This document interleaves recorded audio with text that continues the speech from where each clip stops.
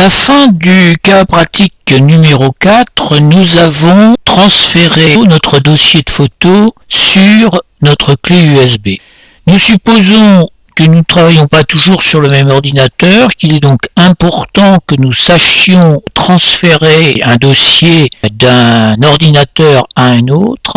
Nous nous mettons dans la situation où nous venons de brancher notre clé USB sur un autre ordinateur et où nous voulons rapatrier, si on peut dire, nos photos sur cet ordinateur. Nous allons ici cliquer sur Démarrer et nous allons cliquer sur Ordinateur. Alors, notre clé USB est bien ici.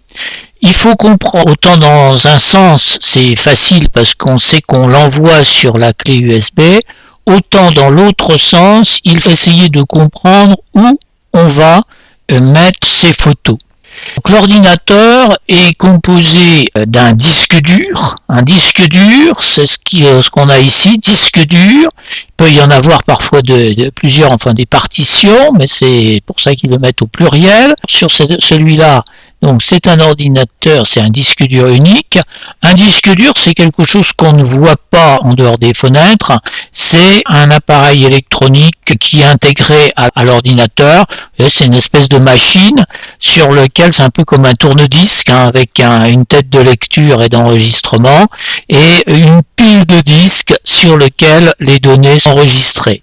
Et cette mémoire de l'ordinateur sur laquelle tout est enregistré va être permanente, c'est-à-dire que les choses, on les enregistre dessus et elles ne seront effacées que si nous décidons de les effacer, mais quand on éteint l'ordinateur, tout ce qui est dans le disque dur reste enregistré. Et c'est une vraie catastrophe pour un problème technique. Il peut arriver que le disque dur ne fonctionne plus et alors là, on perd tout ce qu'il y a d'enregistré dans l'ordinateur. Il y a des appareils qui permettent en général aux dépanneurs de récupérer ce qu'il y a sur le disque dur de façon à pouvoir le remettre sur un nouveau disque et réparer, etc. Nous avons aussi le lecteur graveur de CD, dont nous verrons son utilisation tout à l'heure.